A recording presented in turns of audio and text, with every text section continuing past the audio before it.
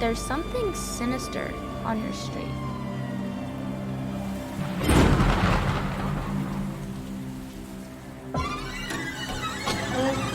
It's a bad neighbor. But what if you've become what you've been trying to avoid? Bad neighbors.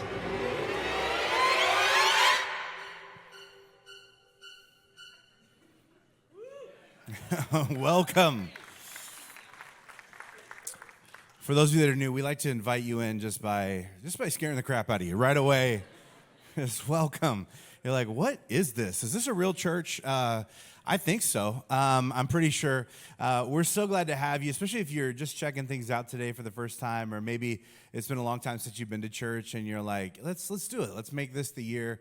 We're really glad that you're here. Hope you have a great time today and that you leave with something that you're able to apply in your life that'll make your life, your family, your work better. And so that's really our heart for you. And I think this is a great time to just commit to maybe not the whole year, right? Because that feels like a scary big thing, but maybe just the next 4 weeks of just being here each week and see what's going on in this brand new series that we're starting today called Bad Neighbors, and really about how to avoid being the thing that we all want to avoid, which is a bad neighbor.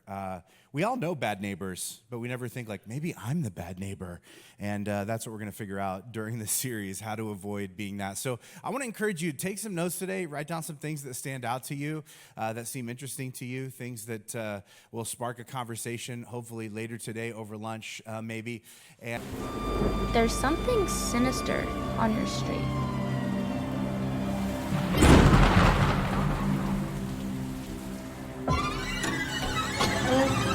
It's a bad neighbor. But what if you've become what you've been trying to avoid? Bad neighbors. that was spooky. I love the little at the end. It gets me every time. Happy New Year, everybody. Good to see you guys. Thanks so much for coming and hanging out with us today. I think one of the best decisions you can make for your new year is just to make a decision to show up to church every single week. And I even if that sounds like too much for you for the year, maybe just this series, because I think it's going to be really good. Really, the heart behind this series about bad neighbors is really talking about what is a bad neighbor. And have we discovered maybe as we learn what a bad neighbor is that maybe it describes us more than we want it to? Because my heart for you this year is that you learn how to be a good neighbor to the people who live around you. And that's what we're going to spend the next 4 weeks doing together, and excited for what that's going to be like and feel like. And I would love to have you here for every single one. And since you're already here, you might as well take some notes and think about what's happening and hopefully have a conversation with somebody a little bit later. So whether that is typing some things on your phone or writing on a note sheet that you grabbed when you came in, or an old Costco receipt, whatever you got, it's all fair game. But the title of my message today is "Old What's Her Face." Old What's Her Face. Anybody ever used this term, "Old What's Her Face"? As you can't remember who they. I'm horrible with names, and I shouldn't tell you that because you're going to test me later, and it's going to be embarrassing for both of us. But I'm bad with names. I can't even always remember where I know people from, and this has always sort of like plagued me in very, very embarrassing ways. When my wife and I first got married, we moved into this apartment together, and we'd lived there for about 6 months, and then there was a deli that opened up down the street, and I tried it, and I was like, this place is going to be my place. And so I went there like 3 days in a row. You ever find a new place, and you're just like, this is my spot, right? And so I went there 3 days in a row, and every single day I saw the same guy, and he looked kind of familiar. And the third day I was like trying to figure out where I knew him from. I'm like, do I know him? Do I know him from somewhere? Does he look like somebody on TV? Do I know him just from this deli, right? Like I couldn't place him. And so I'm like thinking about it, and I'm just sort of staring at him, which then he noticed, which then made us both feel weird because it's just some other dude. And I'm like, and then and I'm like, hey, I'm sorry. And I went up to him. I was just like, hey, I'm so sorry. You look familiar to me. and I feel like I know you from somewhere, but I can't figure out where I know you from. And he was like, oh, no, we know each other. And I was like, oh. He's like, yeah, I live next door to you. You moved in like 6 months ago. Your wife's Gretchen, right? And I was like, yeah. He was like, yeah, we share that wall. I can hear you guys fighting sometimes. I was like, that's not us. That is other people. It's probably the TV, And he's like, do you watch a lot of shows where the same people have the same names as you? And I'm like, you know what? I don't need this from you. He's like, we wave to each other all the time. And I'm like, I'm looking around for the cameras. I'm like, is this a joke? But he was very convinced. And I came home, I remember telling my wife, I'm just like, we have to move. Because I didn't remember that. It was really embarrassing, right? And she knew exactly who I was talking about, and she knew their names and everything. And I'm like, what in the world, right? Like, what's going on with me? And I wish I could say that this is just like a one-time occurrence, but we moved into the house that we're in now, and we moved on that street. I lived there for a little bit while, and I started noticing that there was like one house, like kind of like a few houses catty-corner to ours, and the yard started getting really bad, and it started really annoying me because we're all taking care of our yards, and this guy's dragging the whole neighborhood down, And I'm so anybody ever been there before, and you're so frustrated with them, and you're like, needs to confront them. And one of my neighbors, the next door neighbor, he was out, and he was working on his yard, and I was like, this is good to see. Who I wish would take a page from your book is this guy over here. What's going on with the long yard, and he's not even doing anything. It's frustrating. I feel like somebody should go up there and just be like, hey, buddy, what's the deal? And my next door neighbor was like, yeah, man, he's not really been on top of it since he got cancer, and so it's really been tough for him. And I was like, oh, no, not him. No, a different person that's not that guy with the cancer.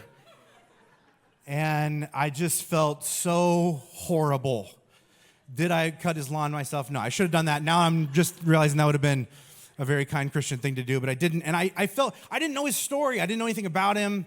And I just sort of jumped to a conclusion, and it just made me feel horrible after the fact, realizing what's really going on with these people. And this is sort of, the thing that I wonder as we begin this series, if maybe you've had a moment like this where you sort of suddenly realize you didn't know the people around you or that lived around you as well as maybe you thought you did. Let me ask you this. How well do you know your neighbors? The people who actually live next door or near to you, down the hall from you, right? I don't know what your living situation is like, but I think sometimes we feel like we know them because we just lived there for a long time. We're like, obviously I know them, like I wave to them, I don't know their names, but I mean, I know what the nicknames I've made up for them. Does anybody else do that? Where you just make up names based on random facts that you've learned about these people. You don't never tell them that, right? It's for internal family use only. But my wife and I sometimes do this. I'm like, yeah, I was talking to the guy, and she's like, who? And I'm like, Meth Lab Mitch. The guy who looks a little bit like he's the guy from Breaking Bad. He was out, he has too many, he's always bringing home motorcycle parts. He doesn't have a motorcycle. What is he doing? He's doing something. Okay, he's got a cook going. I don't know. What kind of flowers I want to get? I want to get the ones like the sunflower Sasquatch, the guy who's always out gardening without a shirt on, but he looks, there's so much hair.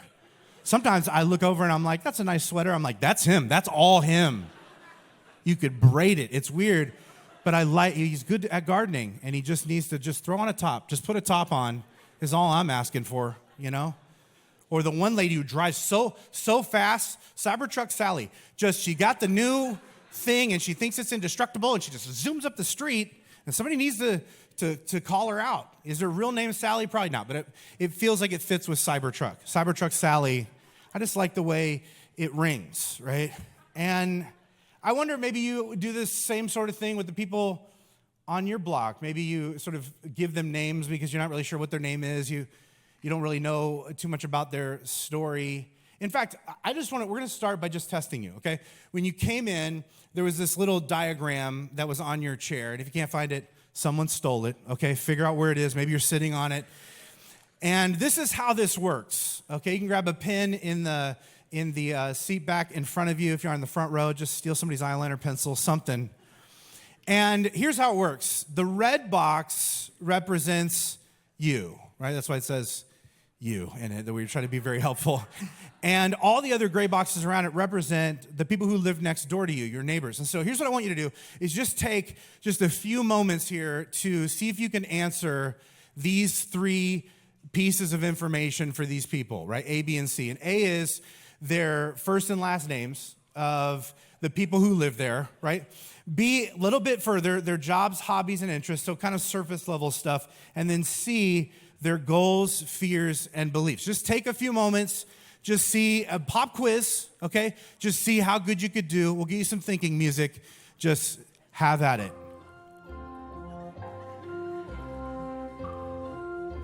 You knew it had to be this.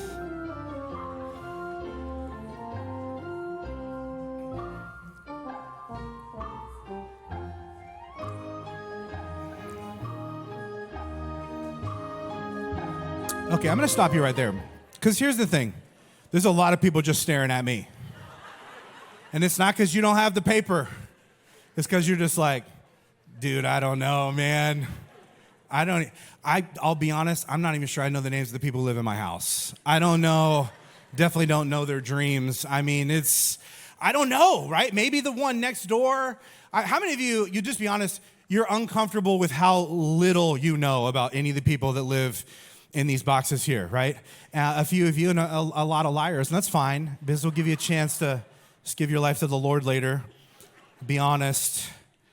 But, I'll be honest, I don't know all 9 boxes, all 3 things myself.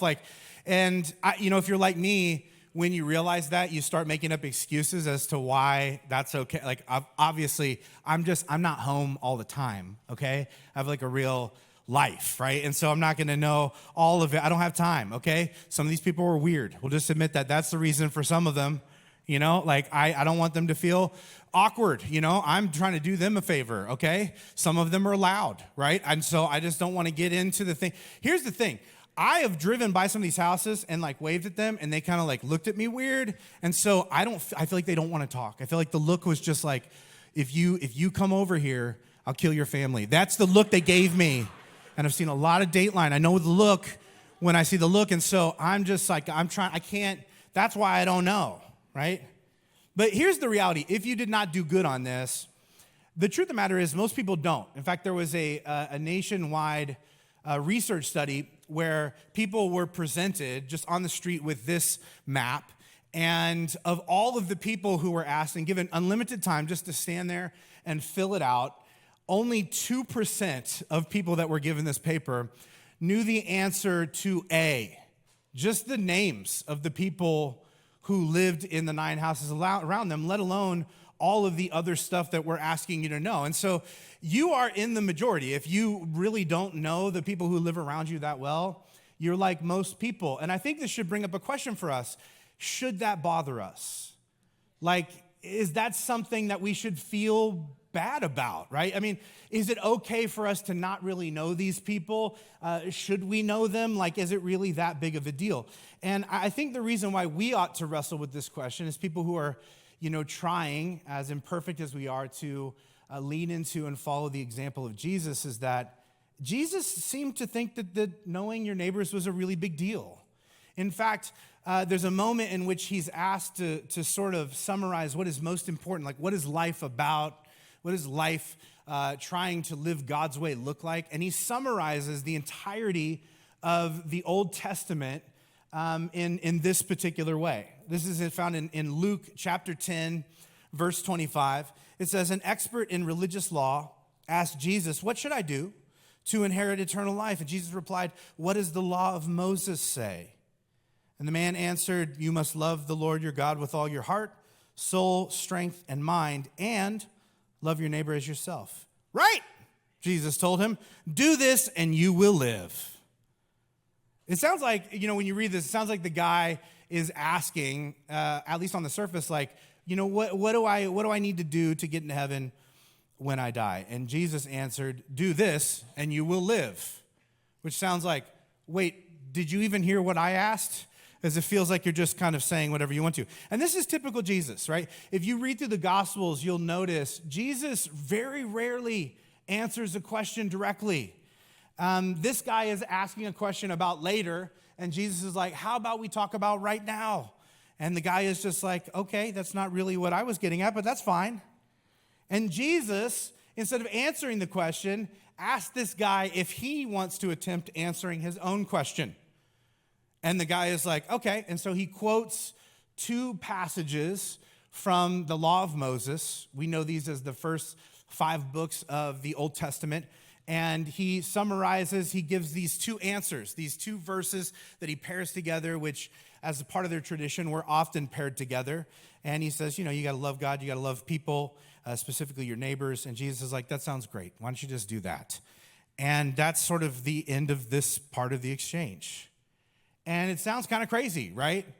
That this guy asks a question. Jesus says, why don't you try answering your own question? The guy answers his own question. And Jesus is like, yeah, just do that. And it kind of begs this question, like, why would you ask a question that you already know the answer to? Except you do, right? We all do this. I wonder, when was the last time that you asked God a question that you already knew the answer to, but you pretended not to because you didn't want to have to act on it? And so, like this guy, you ask God a question hoping that he would say something different, that he would tell you something else, that he would give you something easier to do than the thing that you thought you were going to need to do. And then he didn't. He was like, what do you think it is? And you're like, probably this. I don't want to do that. And he's like, you should. And then you're just like, I don't like this. I'm annoyed. And that's exactly what happens in this story.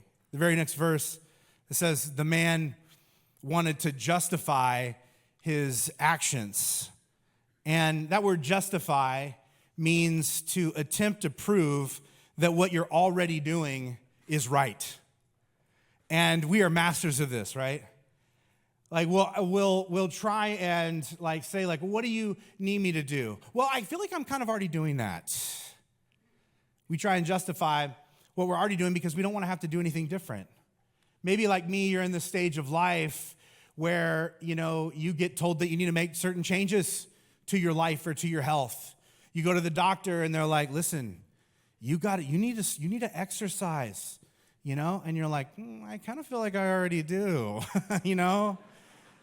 And they're like, how so? And you're like, well, sometimes when I'm binging a TV show, I lose the remote in my bed and I don't know where it is. And I frantically am looking for it, and that feels like cardio. And then I feel like, then I'm like, oh yeah, I kicked it down in the bed, and I have to do like a half crunch, and I get it, and I pull it back up to me, and I call that ab day. Like, can't what I'm already doing just count for the thing that you want me to do? Because I don't really want to have to do anything else. And if you're like me, the doctor just looks at you like you're crazy, and it's just like, no, you need to actually exercise. And you're like, I'm going to find a new doctor.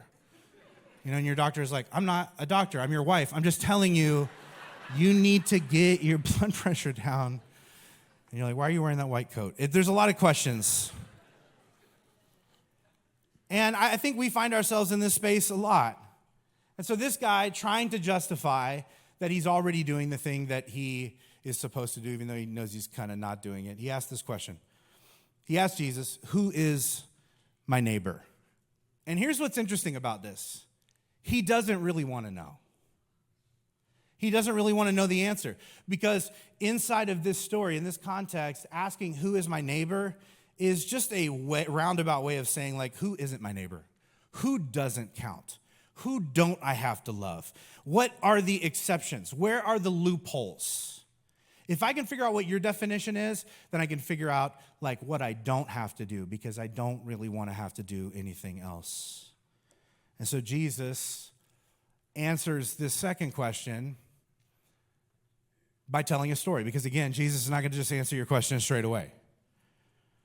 And there's so much in this story that he tells that we're going to spend the next 4 weeks just telling and retelling and unpacking it from different angles and trying to squeeze every little bit out of this that Jesus, I think, wanted us to capture. But today we'll read the whole thing through just the first time so you can get some context. It's found in Luke chapter 10, starting in verse 30.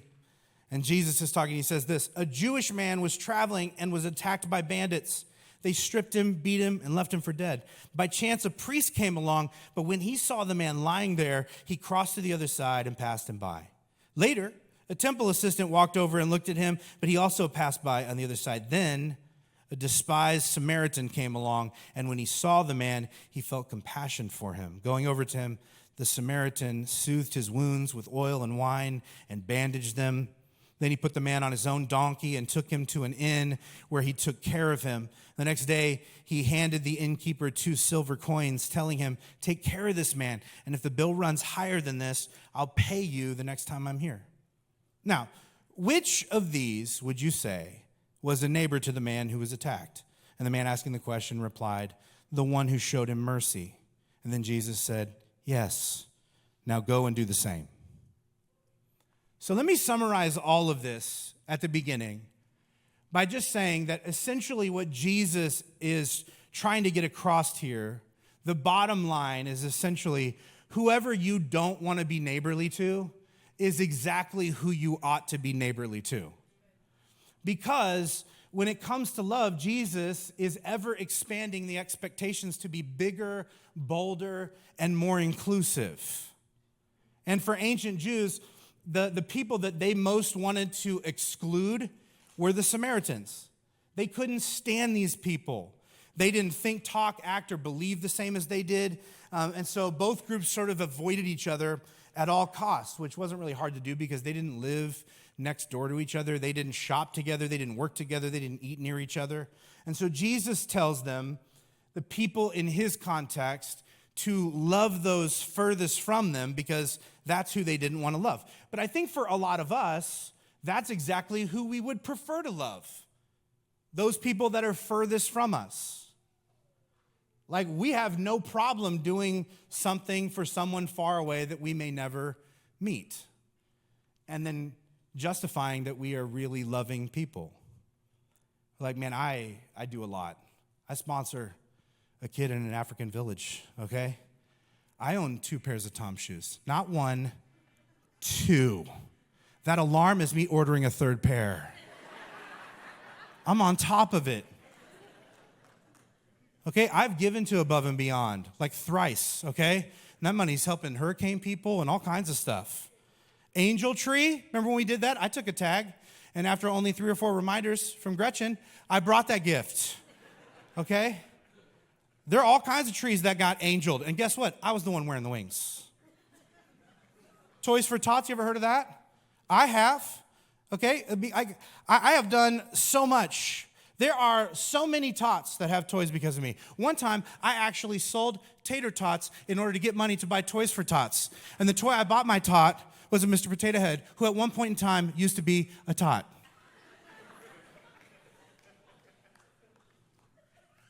It was spudtacular.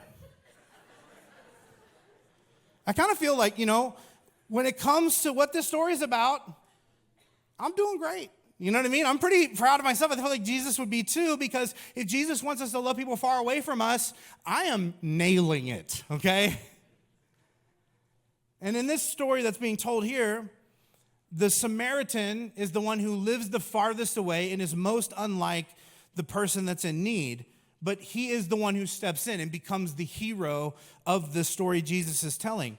The question I think that we are designed to ask is, why does he have to step in? Because he's not the first one on the scene. And the reason why he has to step in is because those who lived the closest and were most like the man in need ignored him. When my kids were little, we used to have to read stories every night before bed. I wouldn't go to sleep until we read at least 2 books. And I would get like halfway through, and they would ask the same question every time. They're like, wait, time out. Who's the bad guy? They needed to know, like, who were they rooting against? Like, who was the person that's doing it wrong? They needed to know what the example was they were trying to match and the one that they were trying to avoid. And if you're looking at this story and wondering who are the bad guys in this story are the ones who refuse to care for those right in front of them. And here's why I don't like that answer, personally. Because if that's true, then this parable is telling me that sometimes in my own neighborhood, I'm the bad guy. Because not only do I not feel like it's my responsibility to care for these people, I don't even know some of their names or stories. I don't know what they do. I've got a funny nickname about them, but that's about as far as it goes. Now, this story is organized differently because Jesus, he doesn't feel the need to tell his original audience to get to know their immediate neighbors because all these people pretty much already knew them. Like, their neighbors were a lot like them. Most people at this time in history, this part of the world, grew up in the same small town their entire lives. Their whole community sort of felt like family. In fact, when you got married, right, you would build or add on a room to your father's house, and that's where you would raise your family, and you would live there, right? This is sort of the way that life worked, and this is the way that life, has worked and still works in Eastern collectivist cultures. You live by this code that required you to care for those that live next door. And if you were Jewish, like the audience that Jesus is telling the story to, these expectations weren't just a set of abstract ideas. They were clearly detailed out in the law of Moses, in the Old Testament, the expectations that the scriptures that these people live their lives by. And I'll just give you some examples from this, like common knowledge and expectations that these people had at this time in history. Proverbs 3:29, don't do anything that would cause your neighbors not to trust you. The verse right before that, help your neighbors right when they need it, not later when it's more convenient for you. I don't like that one.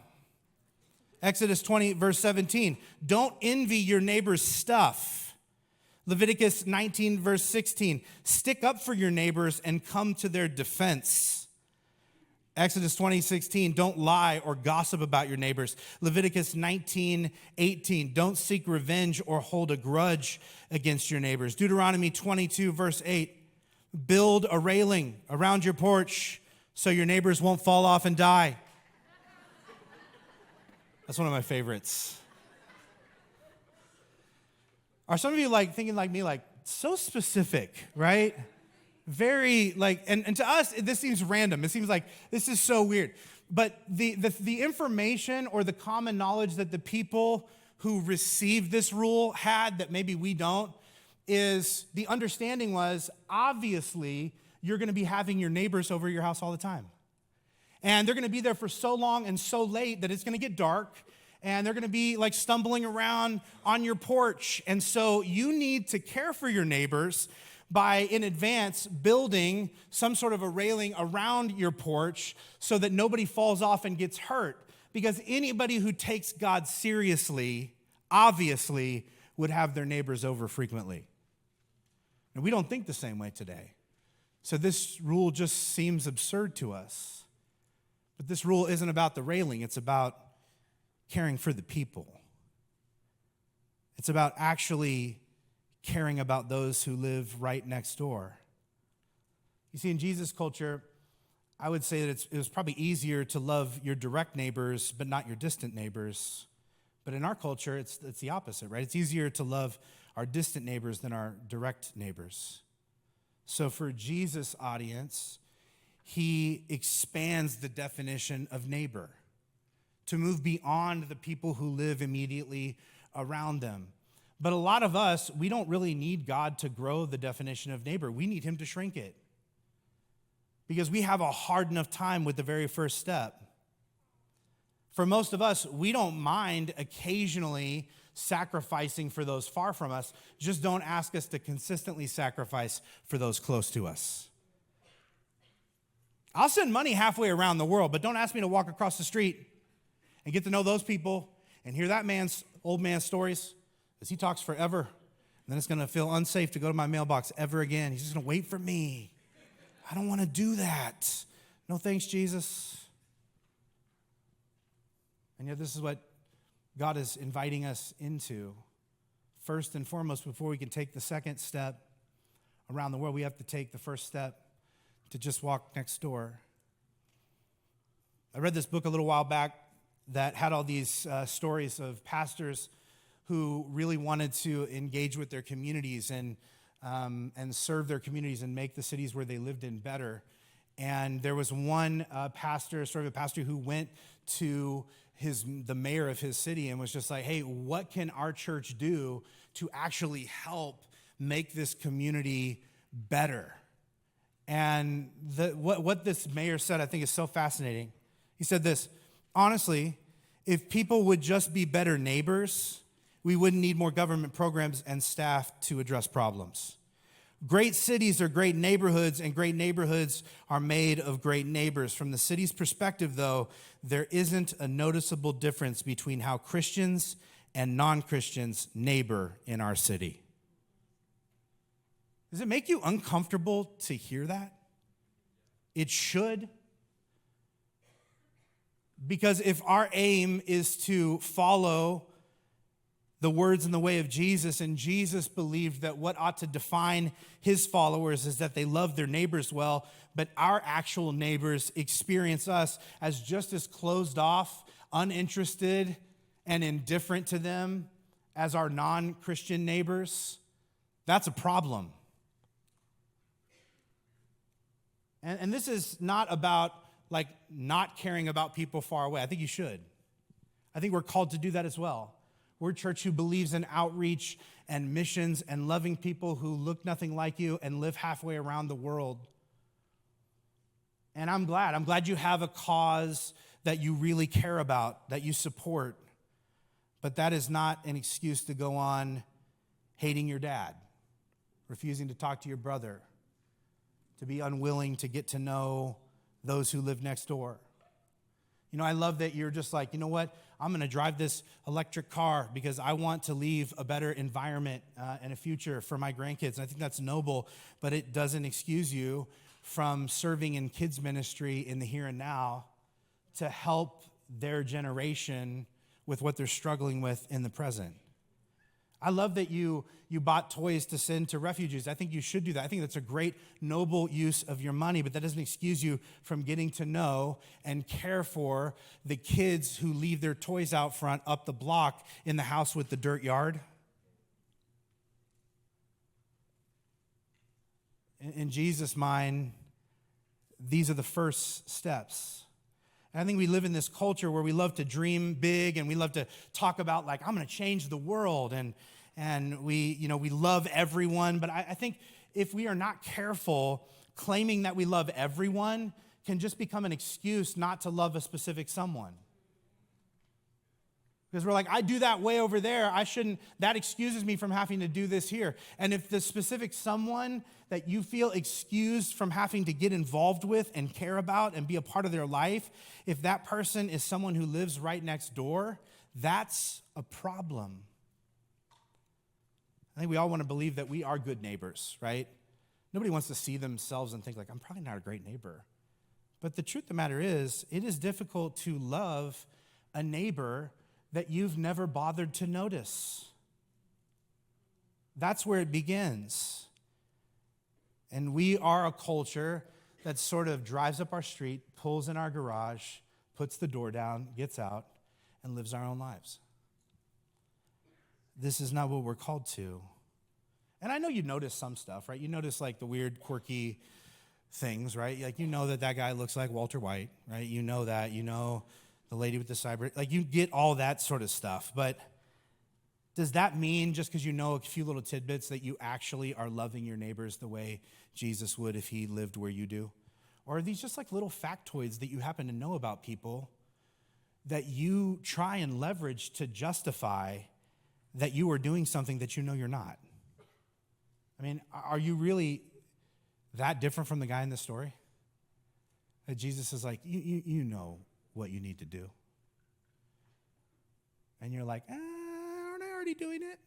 And he's like, no, not really. So to ask the question, who is your neighbor? In reality, it's a lot of people all over the world. But you know who is definitely at the top of that list? Your actual neighbors. You know the people, the gray square people that we talked about earlier? So that's where you should start. And so this is why this is your homework for this week. is to take the time to meet and learn the names of your immediate neighbors. Some of you maybe know some of the boxes, some of you know none of them, but to take this seriously as an individual and as a family this week. You know, maybe when you look at this diagram that we handed you, it looks a little embarrassing, and I get it, but you can change that. Take this thing home and turn it into something that you're proud of, something that fosters new relationships and pushes you to become more like Christ, something that reminds you of who you want to be. I think it would be powerful if we all took these things home and filled them out and put them on our fridge and prayed for these people and actually got to know their lives a little bit. Now, you're going to have to be smart about how you do this, especially when you get to the next, like B and C, right? Like my pastor told me, I need to know, okay, what are your dreams? What are you most afraid of? No reason. Maybe be a little stealthy. You got to work up to some of these questions. Some of these you got to build a relationship first. But here's the thing. You can't build a relationship with somebody you've never even met. You've never introduced yourself to. You've never learned the name of. You got to start somewhere, and this is the place to begin. And I know you're nervous because you're thinking about all the things that could go wrong, but what about all the things that could go right? I remember when we moved into the house that we're in now, it took me a while to meet the guy who lived next door. It seemed like our schedules never matched up, and at the times when they did, I felt like I was in a hurry or like I just didn't feel like talking. And one day he was out working in his yard, and so I went over there and I just started a conversation. I'm really bad at small talk, and so I was trying, and we were talking about gardening, which I don't know anything about, and this guy knew all the things, and I was just like, hey man, I just wanted to meet you, and if there's anything you ever need help with. And he's like, actually, I could use some help moving this stump. And I was thinking, like, not now. I didn't mean now. But we can move that stump. It was humongous, right? It's like a 400-pound. I threw my back out for this guy. And the next day, I'm laying on a heating pad, like in my house, just being like, God, this is why no one wants to love their neighbors. Now I got to go to the chiropractor. But I helped this guy, and we did this thing, and like, we were kind of joking around and stuff, and then I was like, well, hey, it was great to meet you. And before I went back to my house, he said this, I'll never forget. He goes, thanks for coming over. I don't have a lot of friends. And it, like, hit me through the heart. I thought about all the times that, like, I pulled in and pretended not to notice that he was out in his yard. I thought about the times that I didn't want to go over there. I thought about all the ways that I'd avoided this guy, and then just thinking this whole time, assuming that he didn't want to get to know me, he's over there without any people that are close to him, and he has a Christian next door whose mission it is to love their neighbors, who's been avoiding him, even though the main thing he needs is just a friend. And I wonder if that same thing is true about you. I can't help but imagine how many lonely, isolated, disconnected people there are in your neighborhoods. Or maybe they're people who have friends and know people. They're not the right kind of friends. Sometimes we build relationships with people who are just like conveniently there, even though they're not the people that are the best for us, because we have no other options. Maybe you're the other option. But in order for us to take a step in this direction, we have to take the words of Jesus seriously. This is my dream for us this coming year as a community. Like, I just wonder, like, what if anytime anyone in our community was asked to describe a Christian, their automatic response was, oh man, what is a Christian? I'll tell you this one thing, they're the best neighbors. Like, that's who you want to live next door to. They're kind, considerate, helpful, generous. I mean, and that's how they treat people that they don't agree with. They're just, like, I wouldn't even move into a house unless I found out if they were Christians, because that's who I want to live next door to. And it's not even because I believe the same thing as those people, but I will tell you this, they make life better for everyone they live around.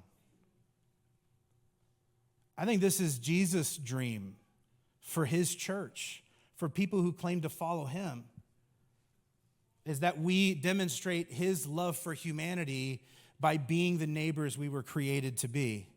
And I don't even just think this is a good idea. In fact, when you read through the New Testament, you see over and over again underscored by the authors that this was really what they believed the future of Christianity looked like. Peter said it this way, 1 Peter chapter 2, verse 12. He says, be careful to live properly among your unbelieving neighbors, and then they will see your honorable behavior and give honor to God. And as your pastor, this is my dream, my vision, my goal for you for this next year, to become a truly great neighbor. And I'm going to have all sorts of things to say throughout the year, as will the rest of our teaching team, about what it means to live properly or behave honorably according to Jesus himself. But I can tell you this, whatever it is, it will require you to get to know the people God put around you. Because he put you in your neighborhood, he put you in your workplace, he put your kids on that particular sports team for a reason. And that reason is to show people that those who love Jesus show their love for Jesus by loving every single person that they're put around, no matter how difficult they may find it. Because in the mind of Jesus, the kind of neighbor that you are to them is what will lead them to him. If you want to make an impact on your neighbors and see them come to know Jesus, don't just give them an invite. Don't just tell them that they need Jesus. Be the good neighbor that you are called to be. And the neighbor that you are to them will begin to lead them to him. And that's my prayer for you this year. And it's going to be stretching and difficult at times, but you can do it, and God is with you. Of all the things that you may wonder if you are called to do, this is one we don't have to question. This is a big part of why you exist. It's time to live it out. And I want to pray this into your life today, that this just wouldn't be just a good idea, an interesting message, an inspiring concept, but it would be something that you take and tuck into your everyday life, and that it would have all the impact, even more than you can think of or imagine at this moment. Would you bow your heads across this place? God, we are so grateful for the way in which you love us, and we are grateful how you show us how to live, and the fullest life we can live is to realize that our life is not just about us, and it's not just about us having a connection with you, but it's about us demonstrating that connection with you toward the community that you have put around us. God, we may not have chosen all of the neighbors that live on our street, all of the people that sit around us at the office, all the people that sit on the sidelines of the games that we enjoy. But these people are not random in your eyes. They are the people that you have designed and destined us to demonstrate your love to. And it begins with simply learning names, noticing, not waiting for somebody else to come along who is far from them and completely unlike them to reach them, but taking seriously our mandate to care about and to care for them. God, may we experience a revolution of neighboring all across this community this year. And as a result, may we experience a revival of people opening their eyes to who Jesus really is and what life can be about when you commit yourself to him. We ask this in your name. And everybody said, amen. Amen. Amen.